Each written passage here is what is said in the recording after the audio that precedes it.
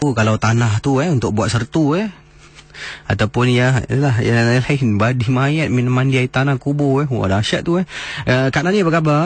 Baik, alhamdulillah. Kak apa khabar? Sihat, terima kasih Kak Nani. Kak Nani benar makin montel sesuri. Cik Mang mana Casey? Cik Mang bercuti lama Kak Nani. Salam lama. Jadi Kak Nani pernah dengar orang kata badi mayat ni?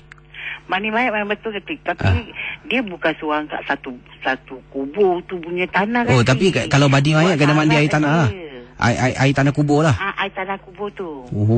Tapi buat syarat aja. Bukan air tu tanah tu satu kubur tu buat bagi kita tidak. Benda lah tu. Tak tahulah agaknya Okey, dan pengalaman Kak Nani tentang apa ni? Okey, pengalaman Kak Nani ingat lagi tahun 60-an ke 70-an lah tu jam Kak Ni nak pergi ke kampung Melaka lah, rumah mak saudara Kak Ni. Arwah mak Kak Ni nak jual tanah sana, tapi Kak Ni berangkat waktu malam lah.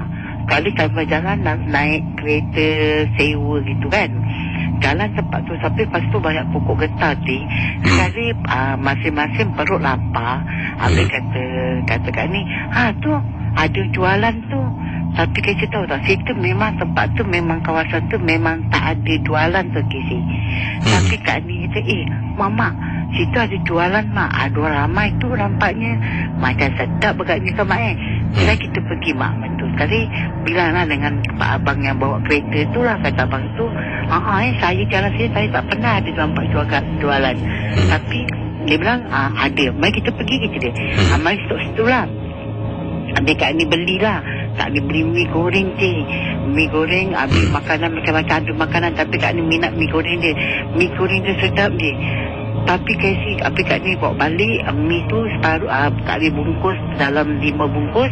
Kak Ni bawa pergi mamak saudara Kak Ni lah.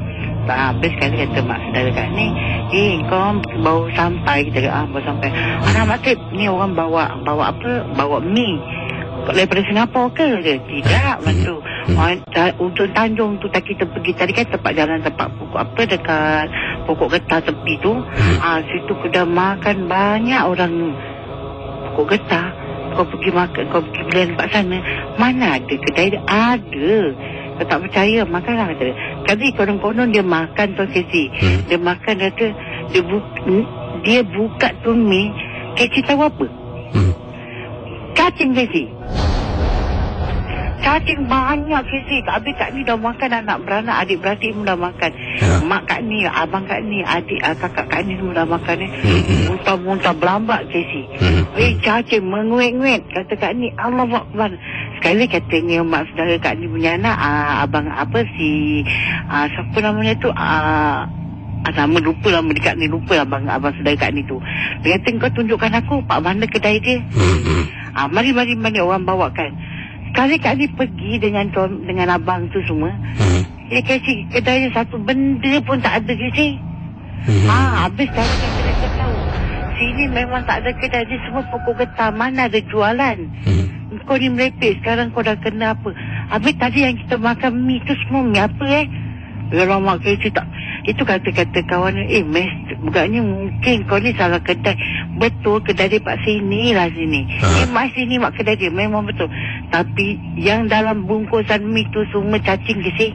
Allah mak start pada itu Kak Ni kata Kak Ni takkan lain kali kalau jalan malam Kak Ni kau tengok pokok pelik-pelik, aku takkan singgah lagi geli aku macam itu. Tapi orang-orang yang jual tu bangsa dia tak tengok muka kita tu kasi. Dia tunduk je. Habis kata Kak Ni, cik saya nak mi goreng macam tu. Okey duduk. Berapa? Saya nak 5 bungkus makan. Bungkus 5 pinggan kita makan kat sini. Okey duduk je. Tapi dia tak nak tengok muka kita. Tapi Casey tak pernah Kak Ni lupa rasa mi gorengnya punya sedap. Tapi sampai kampung mak cik Kak Dani, Kak Ni muntah berilah tengok cacing berlambak Casey. Astagfirullahaladzim. Sebab pada itu Kak Ni takkan jalan situ lagi. Itu saja Casey Kak Ni punya cerita. Terima kasih ya Kak Nani. Assalamualaikum. Waalaikumsalam warahmatullahi taala wabarakatuh. Baik, dari 897 kita berehat seketika dan